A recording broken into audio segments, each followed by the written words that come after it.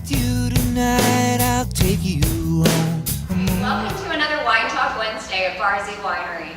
I'm Anna, and I'm here with Mandy from the Don Harrington Discovery Center in Amarillo. Tell us, what is the Discovery Center? So the Discovery Center is a great science museum that you can come out to and play with the whole family. So it's good for all ages. It's a great place to come out and learn about science, but have fun while doing it. That is so good. I think education is so important, and if you can do it in a fun way, you guys are rock stars over there. I love it. So Mandy from the Discovery Center is here to show us how to make elephant toothpaste. All right, so making elephant toothpaste is very simple. What we're going to do is take some hydrogen peroxide, and the hydrogen peroxide we are using, we actually bought at a beauty salon because it is a little bit higher grade than what you're going to get at Walmart, and so we get a nice bigger reaction out of it. So we're going to add that in there, and then we're going to add some soap to it, because whenever our yeast goes in, it's going to break down our hydrogen peroxide into water and oxygen.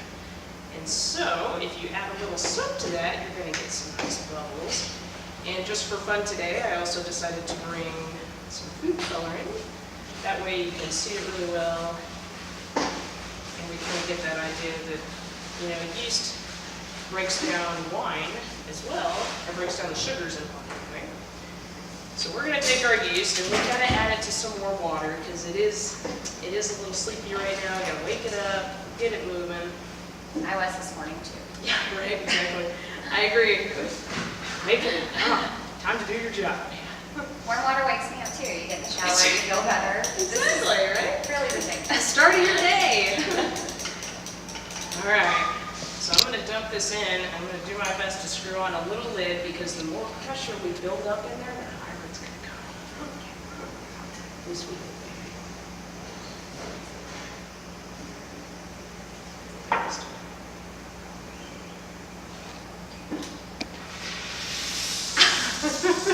Wow. Wow, we went a little We higher. have it actually fountain. That was awesome. Believe it or not, when we're fermenting, a very similar thing can take place. The solids, the grape skins, the grape seeds rise to the top, and every now and again, everything's kind of cooking underneath like this. Oh, yeah. And you'll get a little hole in that cap, and it just Shoot. shoots right out the top. So, very Awesome. cool. Well, there you Science go. and Yeah. wine. This is the best. Yes. Yes. Thank you so much. You're very welcome. Wednesday, we are in luck today. Our very own Barzy Albert Einstein impersonator, Monty Dixon, is here with us. We just tell everybody what we just unloaded 2 days ago. We have a bunch of Pinot Noir.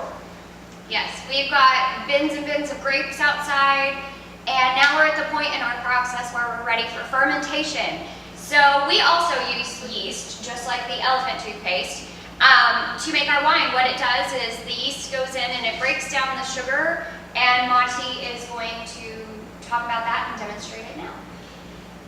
Okay, well, the first thing you do when you are about to rehydrate yeast is you have to give it a food source.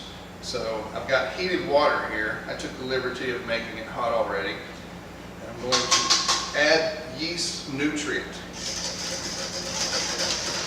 I'm going to mix it up with this nice little tool I stole from my kitchen. You're a regular Julia Child. Well, I'll be doing it this way. The water is hot and it is already dissolved, and so right now I have yeast open, and it's powdered dried yeast. It comes like this. Looks like a coffee brick, but this is vacuum packed yeast. I've already opened this, as you can see.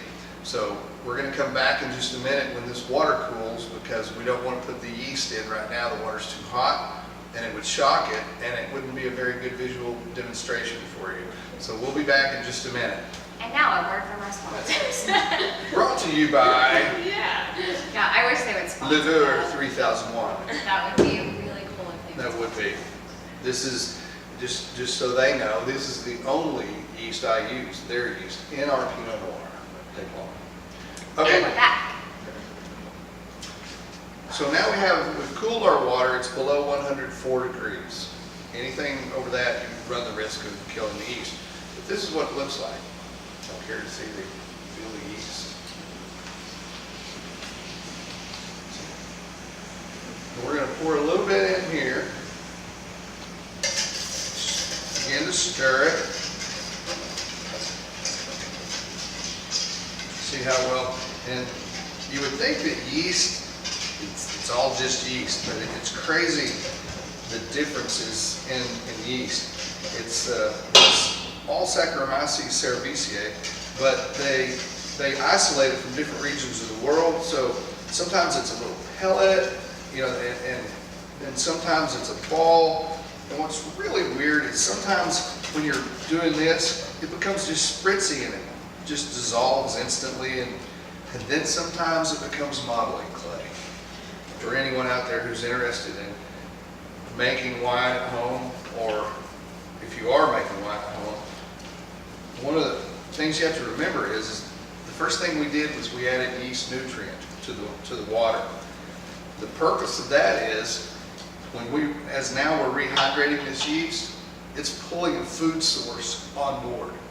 So you don't want to add food to the must, because it will feed everything else in there that you may not want to be feeding, and it will begin to grow before the yeast takes over, and you can get some funky things going on.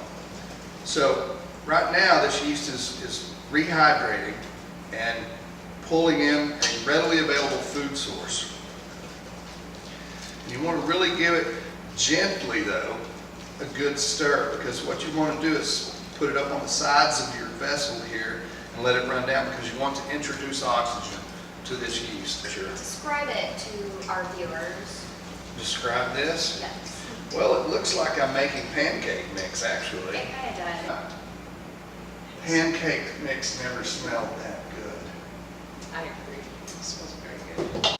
We stir this up for a little bit, and it's going to take a bit until this really gets to the point where what we're going to do, and look after this is more ready, we have Pinot Noir must right here. Tell the people watching what must means. Must is the term for just the whole mash of it all, the seeds, the skins, the juice. It's just a wine term. Must, like we must have this to make wine. I guess that's where it comes from. Sounds good to me. So anyway, in a minute, I'm going to keep stirring this and getting oxygen in it, letting it fully rehydrate. And then I'm going to introduce this to the yeast, because what's going to happen is the sugar is going to really activate the yeast. The yeast is going to begin to feed.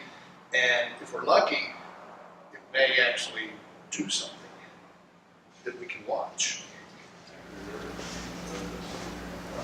And he's back.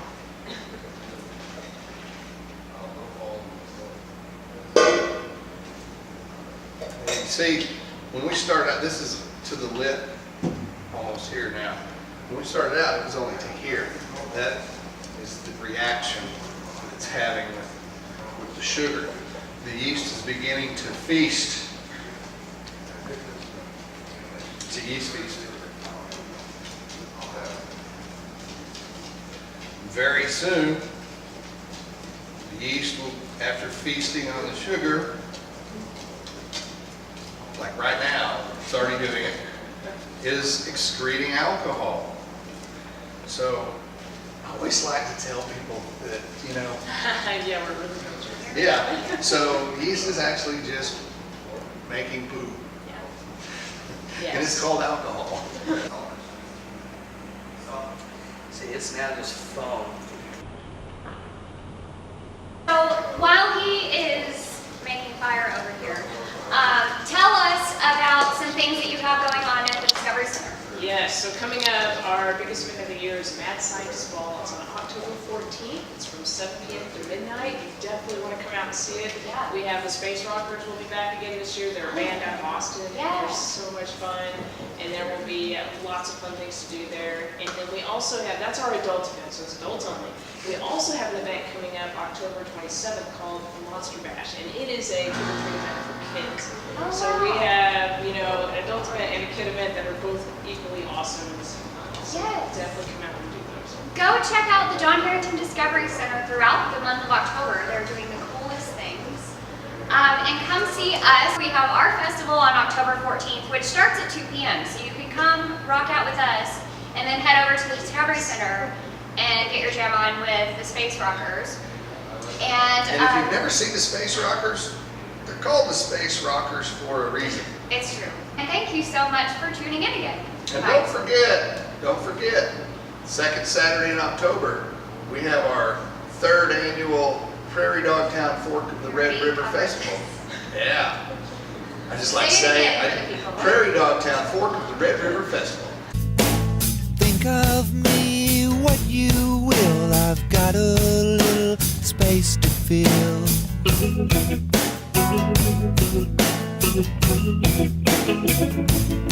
So let's get